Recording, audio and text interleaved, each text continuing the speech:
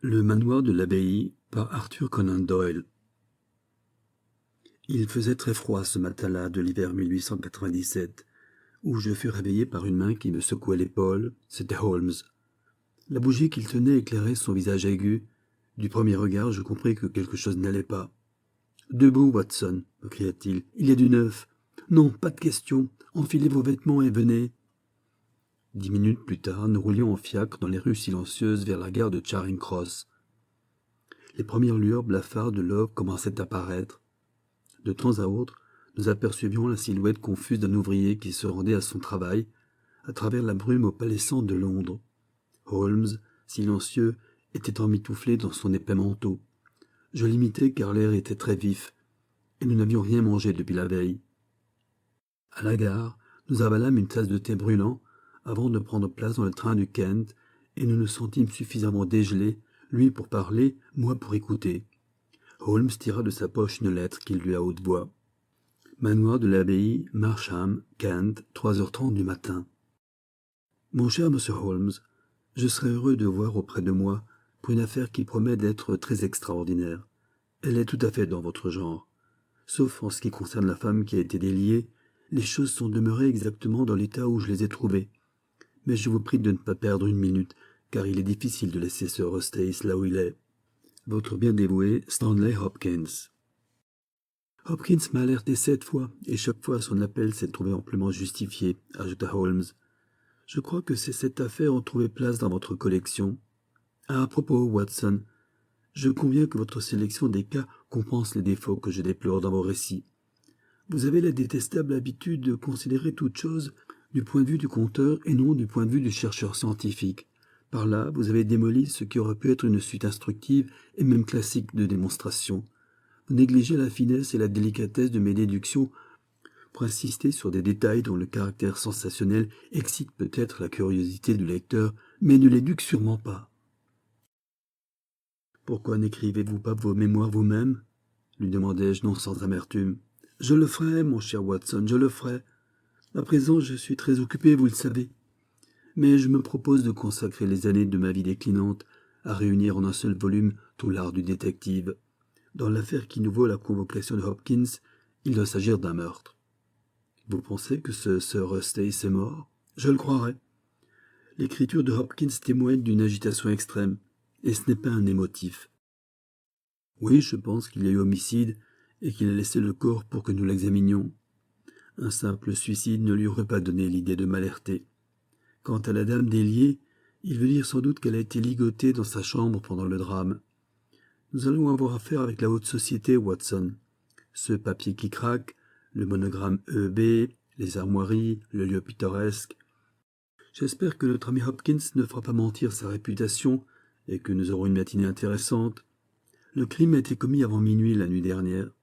Comment pouvez-vous avancer cela ? En calculant les horaires des trains et en tenant compte des délais. La police locale a été appelée d'abord. Elle a communiqué avec Scotland Yard. Hopkins a dû partir. Et à son tour, il m'a prévenu. Tout cela demandait une nuit. Mais nous voici à Chislehurst. Nous saurons bientôt de quoi il retourne au juste. Après une course de 5 kilomètres sur d'étroits chemins de campagne, nous arrivâmes devant la grille d'un parc. Une vieille concierge à la figure bouleversée nous ouvrit. L'avenue traversait un parc splendide et était bordée de chaque côté par des ormes antiques. Elle aboutit à une grande maison basse, dont la façade était décorée de colonnades fort élégantes. La partie centrale était évidemment fort ancienne. Elle était recouverte de lierre, mais de grandes fenêtres montraient que des changements y avaient été apportés. Une aile semblait entièrement neuve. La silhouette jeune, agile et le visage ardent de l'inspecteur Stanley Hopkins nous accueillirent sur le perron. « Je suis bien content que vous soyez venu, monsieur Holmes, et vous aussi, docteur Watson. Mais en vérité, si c'était à refaire, je ne vous aurais pas dérangé, car la dame, depuis qu'elle a repris ses sens, m'a fait un récit si clair de l'affaire qu'il ne nous reste plus grand-chose à démêler. Vous vous rappelez le gang des cambrioleurs de Lavesham ? Comment, les 3 Randall ? Mais oui, le père et les 2 fils. Ce sont eux qui ont fait le coup, j'en suis sûr. Ils ont opéré à Sydenham il y a une quinzaine de jours. On les a vus et décrits. Il faut avoir de l'audace pour recommencer si tôt et si près. Mais il n'y a pas de doute. Cette fois, la corde les attend.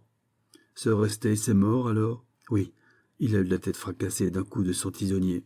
« Sir Eustace Brackenstall » m'a dit le cocher. « Exactement. L'un des plus riches propriétaires du Kent. Lady Brackenstall est dans le petit salon. Pauvre femme. Elle a vécu une aventure terrible. Quand je l'ai vue, elle était aux 3/4 morte. Le mieux serait de la voir et d'écouter son récit. Puis nous irons ensemble examiner la salle à manger. » Lady Brackenstall n'était pas une personne banale. Rarement me suis-je trouvé en face d'une silhouette plus gracieuse, d'une féminité plus délicate, d'un visage plus ravissant. Blonde avec des cheveux d'or, elle nous aurait sans doute montré le teint parfait qui s'harmonie si bien avec cette couleur, si les récents événements ne l'avaient laissée crispée et décomposée. Elle souffrait d'ailleurs dans son corps comme dans son âme. Au-dessus d'un œil s'étalait une énorme bosse tuméfiée couleur de prune qu'une grande femme de chambre austère baignait consciencieusement avec de l'eau vinaigrée. Lady Brackenstall reposait sur le dos dans un canapé, mais son regard prompt et perçant, ainsi que la mobilité de ses traits, nous apprirent que ni son intelligence ni son courage n'avaient été ébranlés. Elle était drapée dans une ample robe de chambre bleue et argent, mais une robe noire de dîner était suspendue à côté d'elle. « Je vous ai tout raconté, Miss Hopkins, » fit-elle d'un air las. « Ne pourriez-vous le redire à ma place ?»« Eh bien, puisque vous le jugez nécessaire, je vais expliquer à ces messieurs ce qui est arrivé. Sont-ils déjà allés dans la salle à manger ? J'ai pensé qu'il était préférable qu'ils entendissent d'abord votre récit, madame. Je suis impatiente que vous en finissiez. C'est horrible pour moi de penser qu'il est toujours là. » Elle frissonna et enfouit pendant quelques secondes son visage entre ses mains. Ce geste fit glisser la robe de chambre sur son avant-bras. Holmes poussa une exclamation. « Mais vous avez d'autres blessures, madame ? Qu'est-ce ceci ?» 2 taches d'un rouge violent se détachaient sur le membre blanc et rond. Elle se hâta de les recouvrir. « Ce n'est rien, sans aucun rapport avec l'horrible affaire de cette nuit. Si vous voulez vous asseoir, ainsi que votre ami, je vous dirai tout ce que je peux. Je suis l'épouse de Sir Eustace Brackenstall. Nous nous sommes mariés il y a environ 1 an. Je suppose qu'il est inutile que j'essaie de vous présenter cette union comme heureuse. Tous nos voisins me démentiraient. Peut-être suis-je en partie responsable.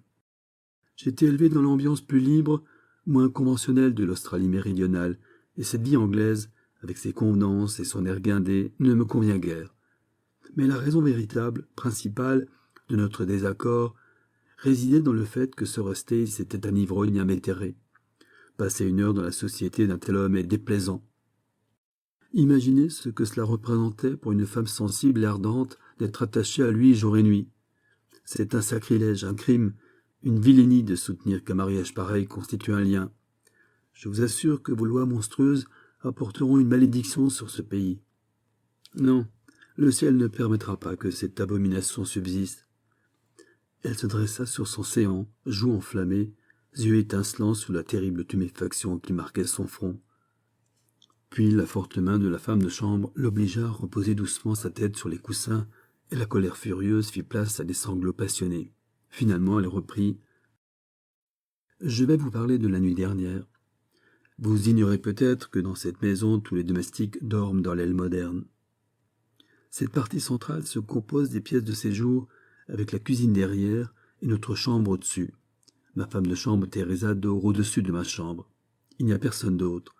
Aucun bruit ne pourrait alerter les gens qui habitent dans l'aile. Ce détail devait être connu des cambrioleurs, sinon ils n'auraient pas agi comme ils l'ont fait. Sir Eustace s'est retiré à 10h30. Les domestiques avaient déjà gagné leur chambre. Seule ma femme de chambre veillait. Elle était demeurée dans sa chambre tout en haut de la maison, attendant que j'eusse besoin de ses services. Je restai assise jusqu'à 11h passées dans cette pièce. Un livre me tenait compagnie. Je fis un tour pour m'assurer que tout était normal avant de monter. J'en avais l'habitude. Je le faisais moi-même, car comme je vous l'ai dit, je ne pouvais pas toujours me fier à Sir Eustace. J'allais dans la cuisine, dans l'office, dans la salle d'armes, dans la salle de billard, dans le salon et enfin dans la salle à manger. Quand je m'approchais de la fenêtre, qui est protégée par des rideaux épais, je sentis soudain le vent me souffler au visage, et je compris qu'elle était ouverte.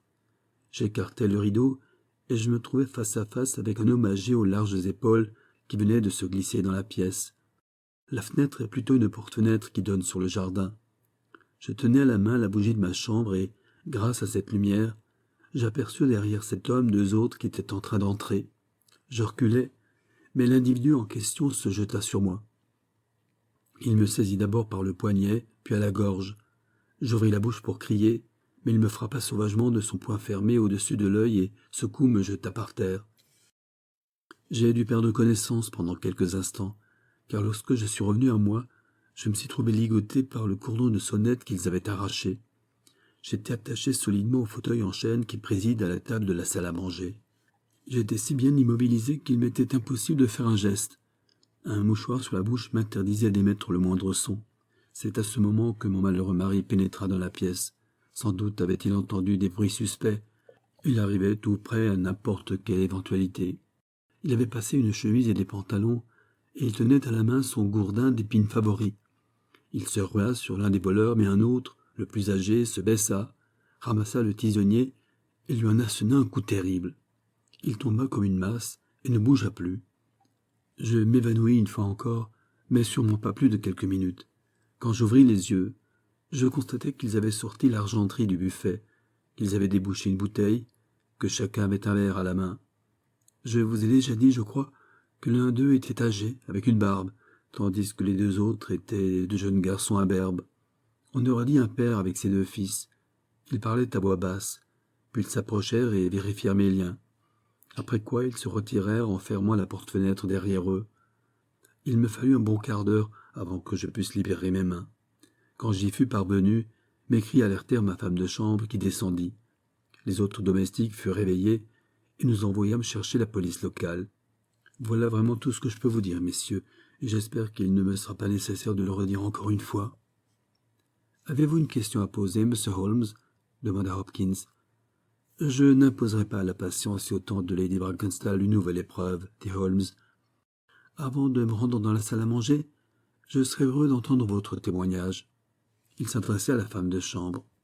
« J'ai aperçu les voleurs avant qu'ils n'entrent dans la maison, dit-elle. J'étais assise près de la fenêtre de ma chambre et j'ai vu au clair de lune 3 hommes non loin de la grille du parc. Sur le moment, je n'y ai pas prêté attention. C'était 1 heure plus tard que j'ai entendu crier ma maîtresse. Alors, je suis descendu en courant et je l'ai trouvé, pauvre Agnelle, comme elle vous l'a dit. Elle lui était couchée par terre, sa cervelle et son sang répandus dans la pièce. C'était suffisant pour provoquer l'évanouissement d'une femme, ligotée là, avec sa robe toute tachée de ce sang. Mais elle n'a jamais manqué de courage quand elle était mademoiselle Mary Fraser d'Adélaïde, et Lady Brackenstall du manoir de l'abbaye est restée pareille. Vous l'avez interrogée assez longtemps, vous, messieurs. Maintenant, elle va regagner sa chambre avec sa vieille Teresa, pour prendre le repos dont elle a tant besoin. » Avec une tendresse maternelle, la vieille servante passa un bras autour de la taille de sa maîtresse et l'entraîna hors du salon. « Depuis toujours, elle est avec elle, » expliqua Hopkins. « Elle a été sa nourrice, puis elle l'a accompagnée en Angleterre quand elles partirent d'Australie, il y a 18 mois. Elle s'appelle Teresa Wright, et c'est ce genre de femme de chambre qu'on ne trouve plus aujourd'hui. Par ici, Monsieur Holmes, s'il vous plaît. » L'expression de Holmes laissait deviner qu'avec le mystère, tout le charme de l'aventure s'en était allé. Il restait une arrestation à effectuer, mais il n'avait pas à s'en mêler. Pourtant, le spectacle dans la salle à manger du manoir de l'abbaye était assez singulier pour retenir son attention et ressusciter l'intérêt évanoui. C'était une pièce monumentale, très haute et très grande. Le plafond était lambrissé de chêne. Les murs étaient joliment décorés de têtes de cerf et d'armes anciennes. Face à la porte, il y avait la porte-fenêtre dont nous avions entendu parler. 3 fenêtres plus petites, sur le mur de droite, laissaient filtrer la pâle lumière d'un soleil d'hiver. À gauche, se dressait une immense cheminée très profonde, surplombée par un chambranle en chêne massif. Un lourd fauteuil de chêne à tapisserie armoriée trônait à côté. Un cordon pourpre était passé entre les barres de bois.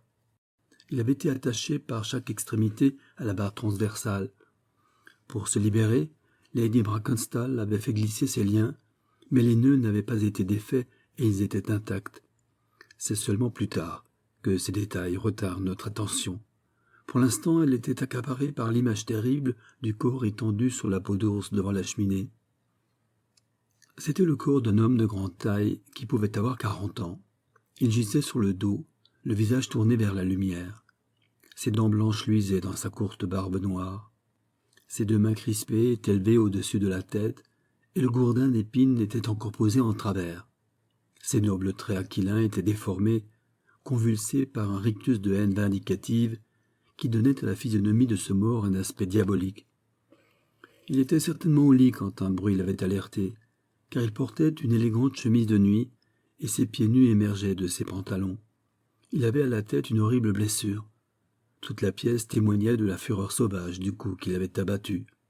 À côté du cadavre, le lourd tisonnier s'était courbé sous le choc. Holmes l'examina ainsi que la blessure.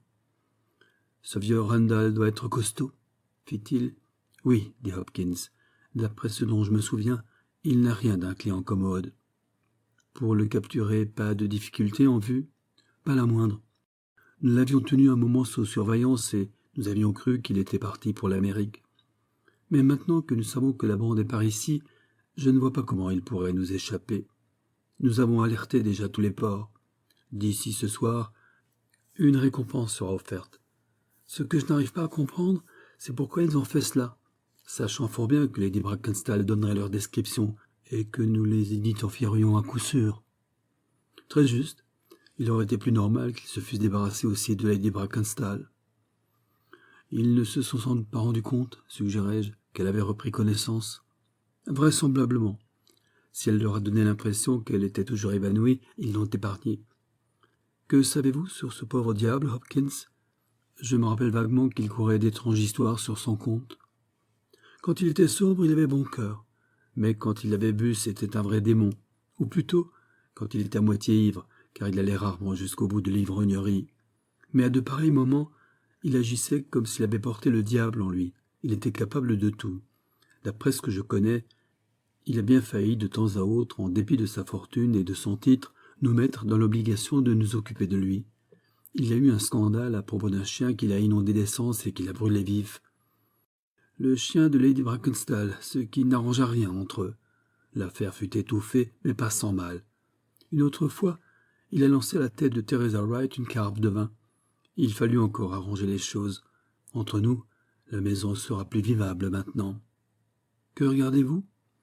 Holmes, à genoux, examinait avec une vive attention les nœuds du cordon rouge avec lequel Lady Brackenstall avait été ligotée. Puis il inspecta soigneusement la rupture à l'endroit où le cambrioleur l'avait arrachée. Quand il arrête dessus pour l'arracher, observa-t-il, la sonnerie de la cuisine a dû faire un beau vacarme. Personne ne pouvait l'entendre, la cuisine est tout au fond de la maison. Comment le cambrioleur savait-il que personne ne l'entendrait? Comment a-t-il osé tirer le cordon de sonnette avec autant d'insouciance? Exactement, monsieur Holmes, exactement.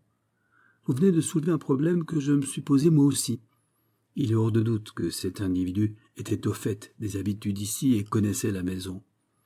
Il devait certainement savoir que les domestiques seraient tous couchés à cette heure relativement peu tardive et que personne n'entendrait la sonnette dans la cuisine. Donc il a reçu les confidences d'un valet, c'est évident. Mais il y a ici 8 domestiques, tous de confiance. Toute chose étant égale, dit Holmes, le soupçon devrait se porter naturellement sur celle à la tête de qui son maître a lancé un carafon. Et pourtant, cette complicité impliquerait une trahison à l'égard d'une maîtresse, pour qui elle semble manifester une grande dévotion. Après tout, ce point est peu important. Quand vous aurez mis la main sur Randall, il ne vous sera sans doute pas bien difficile d'arrêter ses complices. Le récit de Lady Brackenstall paraît être confirmé, pour autant qu'il ait besoin de l'être, par tout ce que nous pouvons voir ici. Il alla vers la porte-fenêtre et l'ouvrit. Aucune empreinte par terre, mais le sol glacé est dur comme fer. Il ne faut donc pas s'en étonner. Je vois que ces bougies sur la cheminée ont été allumées. Oui, c'est grâce à celle-ci et à celle de la chambre de Lady Brackenstall que les cambrioleurs ont trouvé leur chemin. Et qu'ont-ils emporté? Ma foi, pas grand-chose. Une demi-douzaine d'objets de vaisselle dans le buffet. Lady Brackenstall pense qu'ils étaient affolés par la mort de Sir Eustace, ce qui les a empêchés de piller la maison. Qu'ils auraient évidemment pillé en toute autre occasion. Et ils ont bu du vin, je crois, pour calmer leurs nerfs. Bien sûr. Ces 3 verres sur le buffet n'ont pas été touchés, je suppose. Non, et la bouteille non plus. Voyons un peu. Tiens, que veut dire ceci? Les 3 verres étaient rassemblés. Ils étaient teintés par le vin. L'un d'eux contenait quelques pellicules comme on en voit dans du vieux Porto.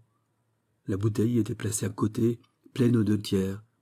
Le bouchon était long, très coloré. La poussière sur la bouteille et l'aspect de ce vénérable bouchon indiquaient clairement que les assassins ne s'étaient pas contentés d'un vin ordinaire. L'attitude de Holmes se transforma soudain. Ses yeux éteints se rallumèrent. Il prit le bouchon et l'examina minutieusement. « Comment l'ont-ils retiré ?» demanda-t-il. Hopkins désigna un tiroir entrouvert où l'on apercevait du linge de table et un gros tire-bouchon. « Lady Brackenstall vous a-t-elle dit qu'ils se sont servis du tire-bouchon ?»« Non. Rappelez-vous, elle était évanouie au moment où ils ont débouché la bouteille. »« C'est vrai. En fait, ils ne se sont pas servis de ce tire-bouchon. C'est un tire-bouchon de poche qui a été utilisé. Sans doute l'un de ceux qui sont adaptés sur un canif ou un couteau. Il n'avait pas plus de 5 centimètres de long. Si vous examinez le haut du bouchon, vous remarquerez que le tire-bouchon a été enfoncé 3 fois avant que le bouchon n'ait pu être extrait. Le bouchon n'a pas été transporté de part en part. Or, ce long tire-bouchon l'aurait transpercé en une fois, et il serait venu à bout du bouchon. Quand vous attraperez votre meurtrier, vous constaterez qu'il possède un couteau à multiples usages. Bravo, fit Hopkins. Mais ces vers m'intriguent, je l'avoue. Lady Brackenstall a bien vu boire les 3 hommes, n'est-ce pas? Oui, elle a été formelle là-dessus. Alors n'en parlons plus. Et pourtant ces vers sont dignes d'intérêt, Hopkins. Comment, vous ne voyez pas pourquoi? Bon, passons. Il se peut après tout qu'un homme qui a quelques connaissances particulières et des facultés non moins particulières incline à chercher midi à 14 heures. Bien sûr, ce doit être un hasard, ces vers. Eh bien, au revoir, Hopkins. Je ne vois pas quel service je pourrais vous rendre puisque l'affaire paraît si claire. Faites-moi savoir quand Randall sera arrêté, et s'il y a des développements imprévus, avertissez-moi. J'espère que je pourrai bientôt vous féliciter de votre succès. Venez, Watson. Sans doute nous occuperons-nous d'une manière plus profitable à Baker Street qu'ici. Au cours de notre voyage de retour, je remarquai que Holmes était très intrigué par une observation qu'il avait faite.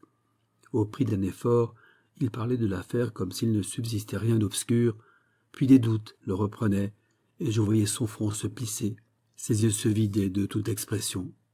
Son esprit le ramenait au manoir de l'abbaye, dans la grande salle à manger qui avait été le théâtre du drame de minuit. Enfin, dans une impulsion soudaine, au moment où notre train démarrait d'une gare de banlieue, il bondit sur le quai et m'entraîna derrière lui. « Excusez-moi, mon cher ami, » s'écria-t-il pendant que nous regardions les derniers wagons du convoi disparaître dans un virage. « Je suis désolé de faire de vous une victime de ce qui peut vous sembler un simple caprice. Mais sur mon âme, Watson, je vous jure qu'il m'est impossible d'abandonner une affaire dans ces conditions. Tous mes instincts s'accordent pour protester. Tout est faux, oui, tout est faux. J'en ferai le serment. Il y a tromperie. Et pourtant l'histoire de Lady Brackenstall était sans faille. Sa confirmation par la femme de chambre suffisante. Tout était presque exact.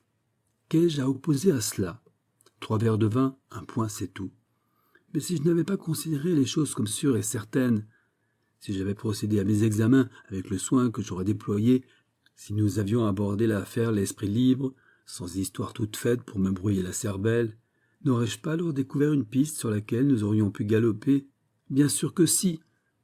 Asseyons-nous sur ce banc, Watson, jusqu'à l'arrivée d'un train pour Chislehurst, et permettez-moi de vous énumérer les faits d'évidence, à une condition pourtant.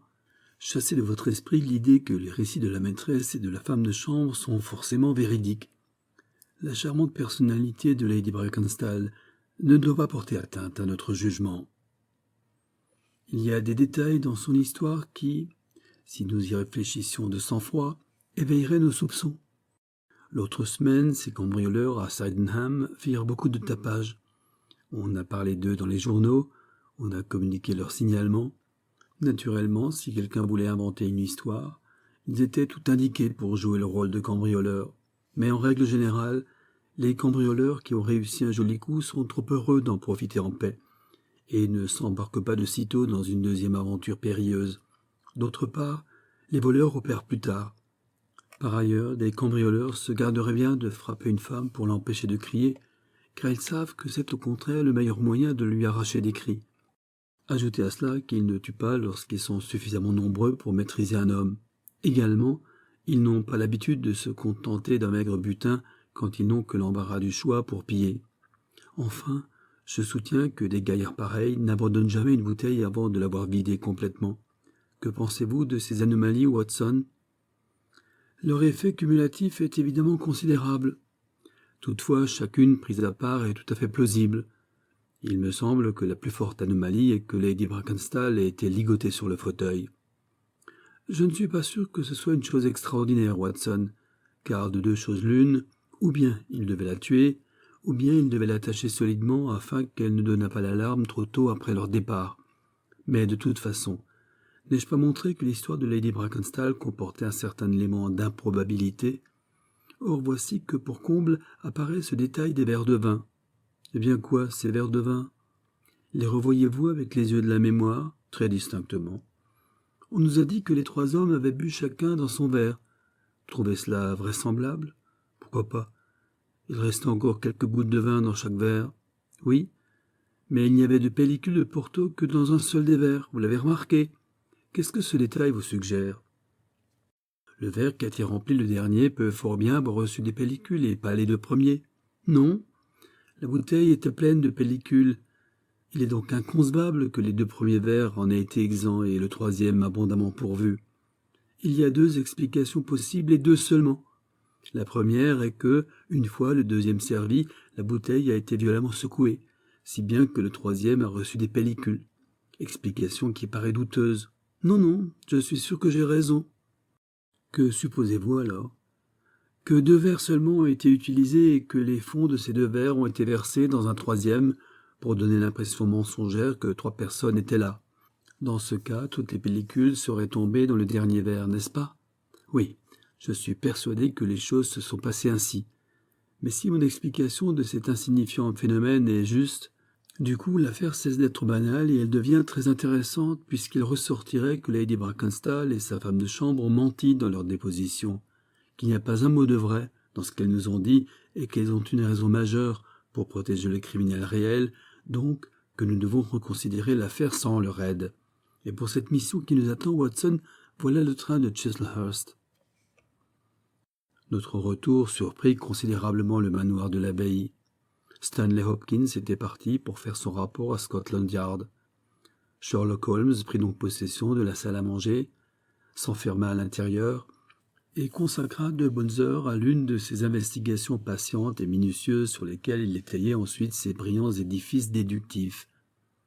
Assis dans un coin comme un étudiant qui observe avec intérêt la démonstration de son professeur, je suivis pas à pas cette recherche passionnante.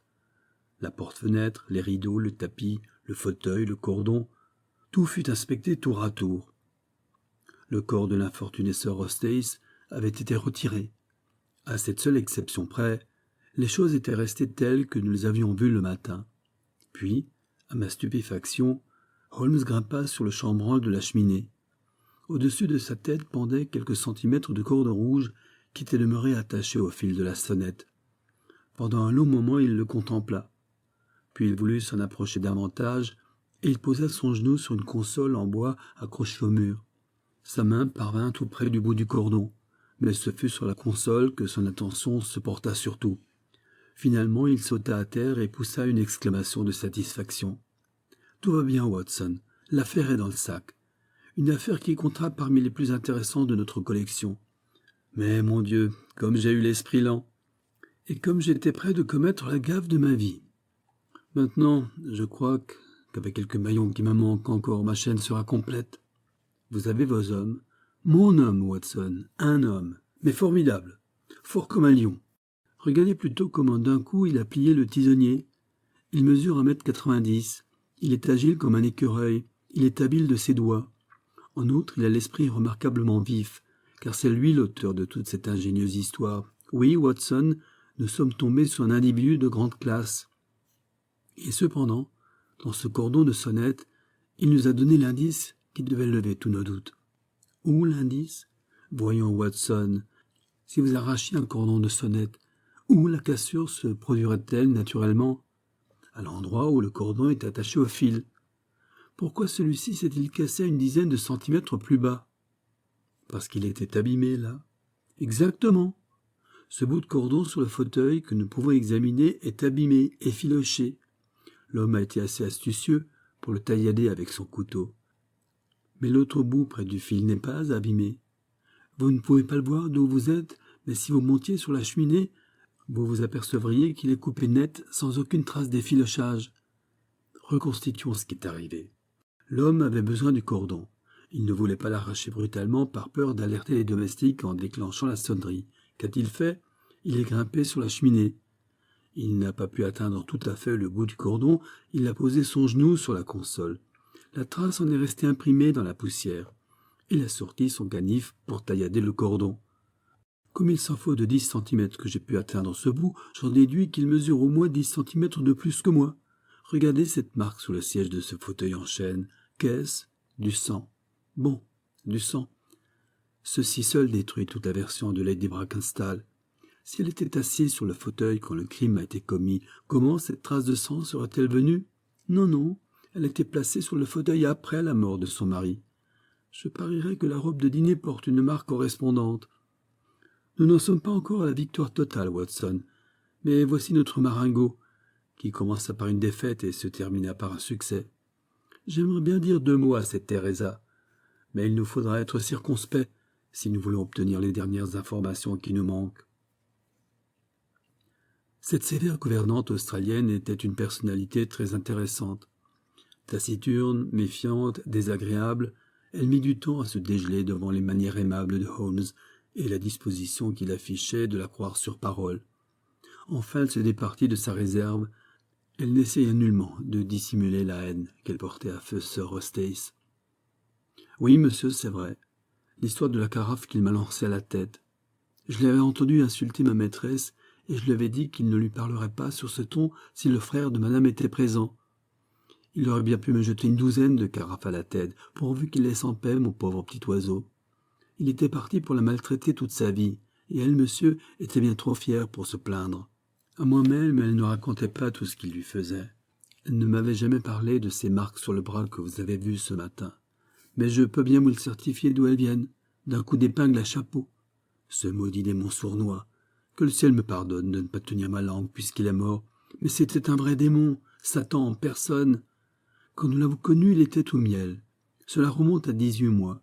Il nous avait à tous deux donné l'impression qu'il était un gamin de 18 ans. Elle venait d'arriver à Londres. Oui, c'était son premier voyage. Elle n'avait jamais quitté sa maison auparavant. Il l'a conquise avec son titre, son argent, ses hypocrites manières londoniennes. Si elle s'est trompée, elle a payé. À quel mois nous avons fait sa connaissance? Eh bien, juste après notre arrivée. Nous sommes arrivés en juin, ils se sont rencontrés en juillet, et les noces ont été célébrées en janvier de l'an dernier. Oui, elle est redescendue dans son petit salon, et elle vous recevra bien volontiers, mais ne lui en demandez pas trop, car elle a supporté tout ce que la chair et le sang peuvent supporter. Lady Brackenstall reposait sur le même canapé, mais elle avait meilleure mine que le matin. La femme de chambre était entrée avec nous, et elle recommença à soigner la plaie qui ornait toujours le front de sa maîtresse. « J'espère, dit Lady Brackenstall, que vous n'êtes pas revenu pour m'interroger encore. »« Non, répondit Holmes de sa voix la plus douce. Je ne vous causerai pas de soucis inutiles, Lady Brackenstall. Je ne désire qu'une chose, tout vous faciliter, car je suis convaincu que vous avez été très éprouvé. Si vous consentez à me traiter en ami et à vous fier à moi, vous constaterez que je justifierai cette confiance. Que voulez-vous que je fasse? Me dire la vérité. Monsieur Holmes? Non, Lady Brackenstall, ce n'est pas la peine. Peut-être avez-vous entendu parler de ma petite réputation. Je la joue tout entière sur le fait que votre histoire est entièrement inventée. La maîtresse et la femme de chambre fixaient Holmes avec des yeux épouvantés. « Vous êtes un effronté !» cria Teresa. « Voulez-vous dire que ma maîtresse a menti ?» Holmes se leva. « Vous n'avez rien à me dire? Je vous ai tout dit. Réfléchissez, Lady Brackenstall. Ne vaudrait-il pas mieux être sincère ?» Un instant, l'hésitation se lut sur le beau visage pâli, mais une force nouvelle lui imposa de reprendre son masque. « Je vous ai dit tout ce que je savais. » Holmes prit son chapeau et haussa les épaules. « Je regrette, fit-il. » Sans ajouter un mot, nous quittâmes le salon et le manoir. Il y avait dans le parc un étang et mon ami se dirigea par là. L'étang était gelé, mais il y avait un trou dans la glace pour les ébats d'un cygne solitaire. Holmes le contempla, puis nous passâmes la grille. Chez la concierge, il écrivit une courte lettre pour Stanley Hopkins qu'il laissa dans la loge. Peut-être le coup a-t-il réussi, peut-être a-t-il manqué, mais nous sommes obligés de faire quelque chose pour l'ami Hopkins. ne serait-ce que pour justifier notre deuxième visite, dit Holmes. Je ne le mets pas tout à fait dans la confidence. Je pense que notre prochain théâtre d'opération doit être le bureau de la ligne maritime Adélaïde-Southampton, qui se trouve, je crois, au bout de Pall Mall. Il existe une deuxième ligne de paquebots, mais nous allons d'abord nous adresser à la plus importante. Holmes fit passer sa carte au directeur, qui se montra fort complaisant et qui nous fournit rapidement les renseignements dont nous avions besoin. En juin 1895, un seul navire de la ligne avait atteint un port anglais. En se référant à la liste des passagers, il nous apprit que Mademoiselle Fraser, d'Adélaïde, avait fait avec sa femme de chambre la traversée à son bord. Le bateau voguait à présent vers l'Australie. Il devait se trouver quelque part au sud du canal de Suez. Ces officiers étaient les mêmes qu'en 1895, à l'exception d'un seul.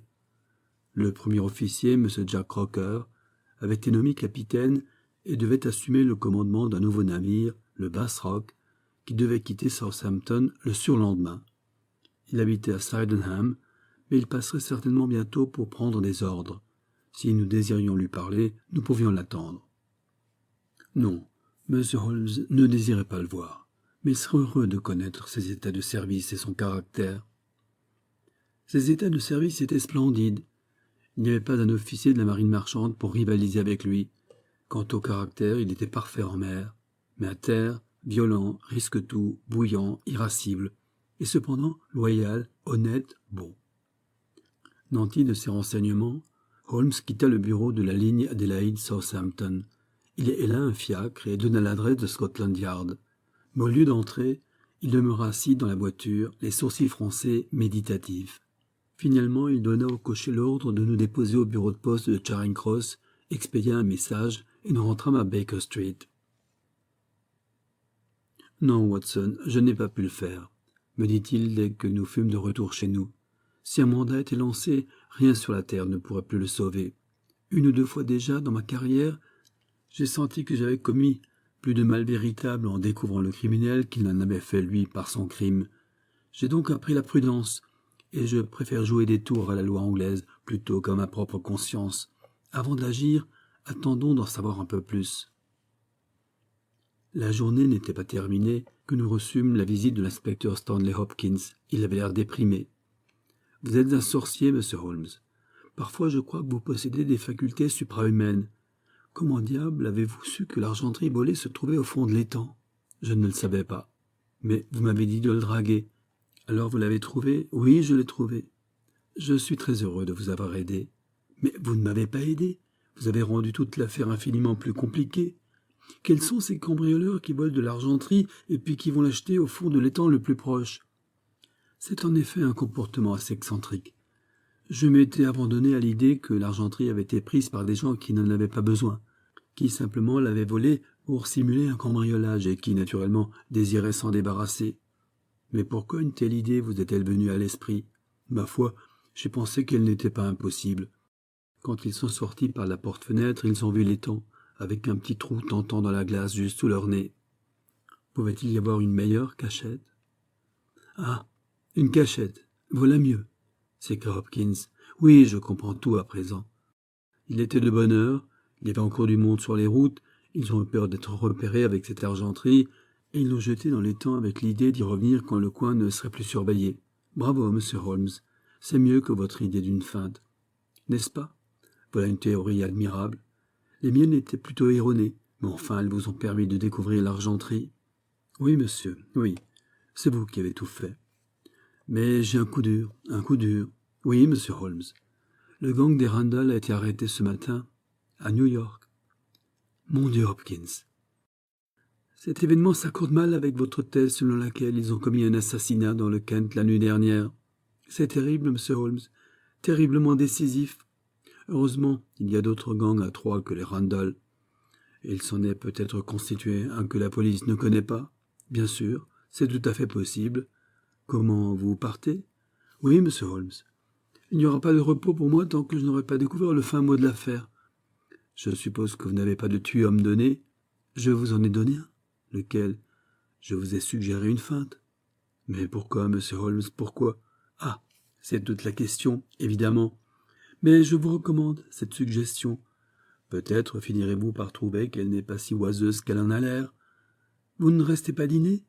Eh bien, bonsoir. Tenez-nous au courant. » Nous avions fini de dîner et la table était desservie avant que Holmes ne fît une nouvelle allusion à l'affaire. Il avait allumé sa pipe et il avait allongé ses jambes près du feu. Soudain, il regarda sa montre. « J'attends les suites, Watson. »« Pour quand ?»« Pour maintenant. »« Dans quelques minutes. »« Dites, vous trouvez que j'ai mal agi vis-à-vis de Stanley Hopkins ? » ?»« Je me fie à votre jugement. » Réponse très sensée, Watson. « Considérez les choses sous cet angle. Ce que je sais n'est pas officiel. Ce qu'il sait est officiel. J'ai le droit d'avoir un jugement personnel, privé. Lui, non. Il faut qu'il rapporte tout, sinon il trahit son mandat. Dans un cas douteux, je ne l'aurais pas placé dans une situation aussi pénible. Je réserve mes informations jusqu'à ce que toute l'affaire soit bien éclaircie dans mon esprit. Mais qu'en sera-ce? Maintenant, vous allez assister à la dernière scène de ce petit drame remarquable. Des pas résonnèrent dans notre escalier, et notre porte livra passage à l'un des plus beaux types d'hommes qu'il ait jamais franchis. Il était jeune, grand, blond, avec des moustaches dorées. Il avait les yeux bleus et une peau brûlée par le soleil des tropiques. Son pas élastique montrait qu'il était aussi leste que fort. Il referma la porte derrière lui, puis se tint debout les mains crispées, haletant, en proie à une émotion bouleversante. « Asseyez-vous, capitaine Crocker. Vous avez reçu mon télégramme ?» Notre visiteur sombra dans un fauteuil et nous regarda alternativement avec des yeux interrogatifs. « J'ai reçu votre télégramme et je suis venu à votre heure. J'ai appris que vous étiez passé au bureau. Il n'y a pas moyen de vous échapper. Je suis prêt à entendre le pire. Qu'allez-vous faire de moi? M'arrêter? Parlez, monsieur. Vous n'allez pas jouer avec moi comme le chat avec une souris. Donnez-lui un cigare, me dit Holmes. Mordez ça, capitaine Crocker, et ne vous laissez pas entraîner par vos nerfs. Je ne resterai pas assis avec vous. Je ne fumerai pas un cigare avec vous. Si je pensais que vous étiez un vulgaire criminel, croyez-moi. Soyez sincère, et nous pourrons vous faire du bien. Rusez avec moi, et je vous réduirai en miettes. Que me voulez-vous? Je voudrais que vous me donniez une version vraie de tout ce qui s'est passé au manoir de l'abbaye la nuit dernière. Une version vraie, s'il vous plaît, sans rien ajouter et sans rien retrancher. J'en connais déjà suffisamment pour que, si vous vous écartez d'un pouce de la ligne droite, j'appelle la police par ce sifflet à travers la fenêtre, et votre affaire cessera pour toujours de dépendre de moi seul. Le marin réfléchit un instant, puis il se frappa la jambe de sa grande main hâlée. « Je joue cette chance, » s'écria-t-il. « Je crois que vous êtes un homme d'honneur, un homme propre, et je vous dirai toute l'histoire. Mais d'abord ceci. En ce qui me concerne, je ne regrette rien, je ne crains rien, je le referai, si c'était à refaire, et j'en serais fier. Mais c'est Mary Fraser, car jamais je ne l'appellerai de cet autre nom maudit.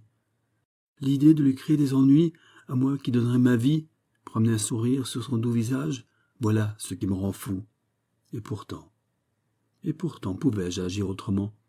Je vais vous dire mon histoire, messieurs, et puis je vous demanderai, d'homme à homme, si je pouvais agir autrement. Il faut que je revienne un peu en arrière. Vous paraissez tout savoir. Je pense que vous n'ignorez pas que je l'ai rencontrée pour la première fois à bord du Rock of Gibraltar. Elle y était passagère et moi officier en premier. Depuis le jour où je l'ai vue, elle est devenue la femme de ma vie. Et chaque jour, au long de cette traversée, je l'ai aimée davantage. Bien des fois, il m'est arrivé de m'agenouiller dans l'obscurité pendant un quart de nuit et de baiser le pont du bateau parce que ses pas l'avaient foulé. Nous n'avons échangé aucune promesse. Elle m'a traité aussi honnêtement que jamais femme traita un homme épris. Je n'ai pas à me plaindre. De mon côté, c'était l'amour, rien que l'amour. Du sien, c'était de l'amitié, de la bonne camaraderie. Quand le voyage prit fin, elle était demeurée une femme libre, mais moi, je ne pouvais plus jamais être un homme libre. Quand je revins d'un deuxième voyage, j'appris son mariage. Mais pourquoi n'aurait-elle pas épousé celui qui lui plaisait? Un titre de noblesse, de l'argent. Quelle femme en était plus digne? Elle était née pour tout ce qui est beau et délicat. Je ne me lamentais pas sur son mariage. Je n'étais pas égoïste.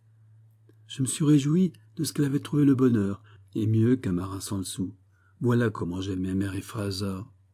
Eh bien, je croyais ne plus jamais la revoir. Mais après le dernier voyage, j'étais promu capitaine. Le nouveau bateau n'était pas encore lancé. J'avais 2 mois à attendre en famille à Sydenham. Un jour, en me promenant dans la campagne, je suis tombé sur Teresa Wright, sa vieille gouvernante. Elle m'a parlé d'elle, de lui, de tout. Je vous le jure, messieurs, j'ai failli en devenir enragé. Ce chien, qui se permettait de lever la main sur elle alors qu'il n'était pas digne de lasser ses chaussures. J'ai revu Teresa, puis j'ai revu Mary. Je l'ai vue et revue, jusqu'au jour où elle n'a plus voulu me revoir. Mais comme j'avais reçu une note m'avisant que je devrais embarquer dans 8 jours, alors j'ai décidé de la revoir une fois encore avant de partir. Teresa avait toujours été bien disposée à mon égard, car elle aimait Mary et haïssait presque autant que moi son bandit de mari. Elle m'a indiqué comment entrer dans le manoir. Mary avait l'habitude de lire tard dans son petit salon au rez-de-chaussée. Cette nuit-là, j'ai rampé jusque-là et j'ai gratté à la fenêtre. D'abord, elle n'a pas voulu m'ouvrir, mais je connais à présent son cœur. Elle-même, elle n'aurait pas voulu m'abandonner à cette nuit glaciale. Elle m'a chuchoté de faire le tour et d'aller devant la porte-fenêtre, que j'ai trouvée ouverte. J'ai pu me glisser dans la salle à manger.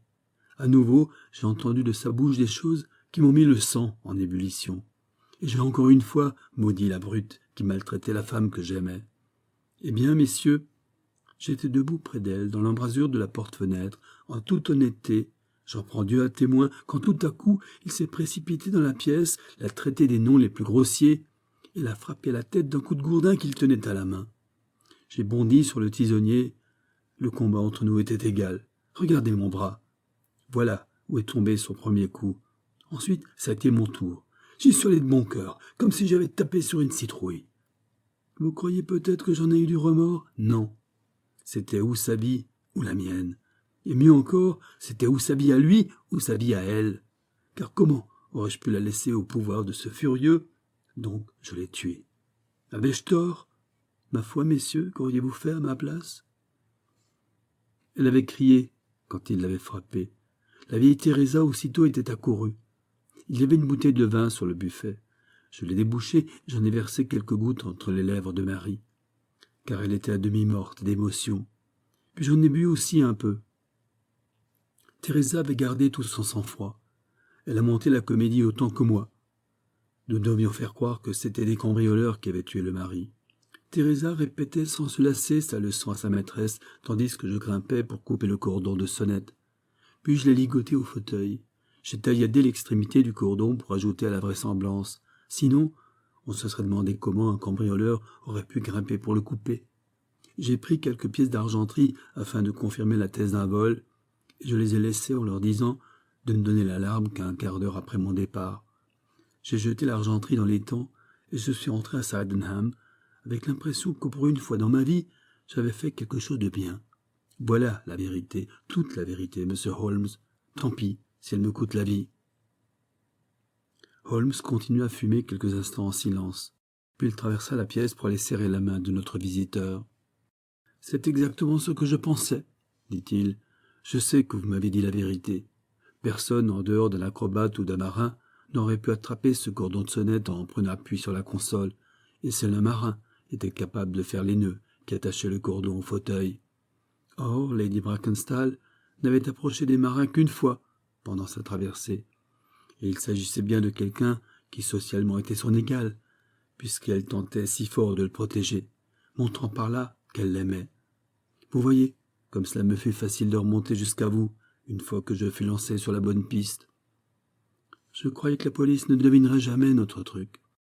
La police ne l'a pas deviné, et je crois qu'elle ne le devinera jamais. Maintenant, attention, capitaine Crocker. Il s'agit d'une affaire grave, très grave. Certes, j'admets que vous ayez agi sous l'effet de la pire des provocations qu'un homme puisse supporter. Je ne suis pas sûr que votre acte, qui était commis en état de légitime défense, ne soit pas justifiable. Toutefois, c'est un jury anglais d'en décider.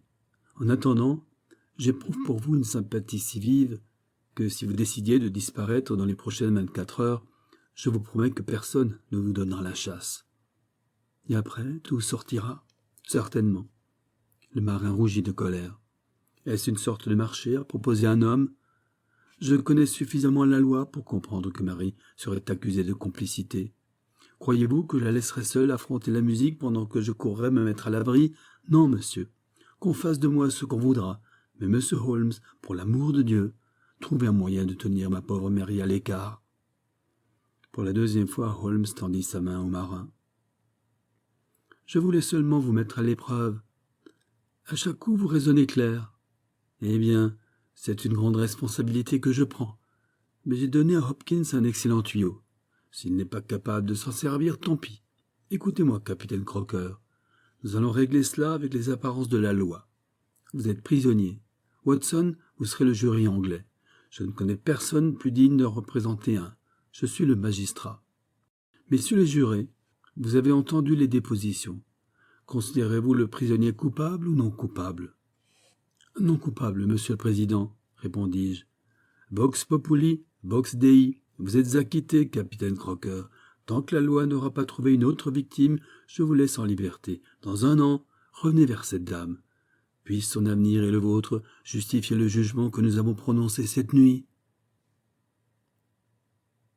Ainsi s'achève Le manoir de l'abbaye par Arthur Conan Doyle.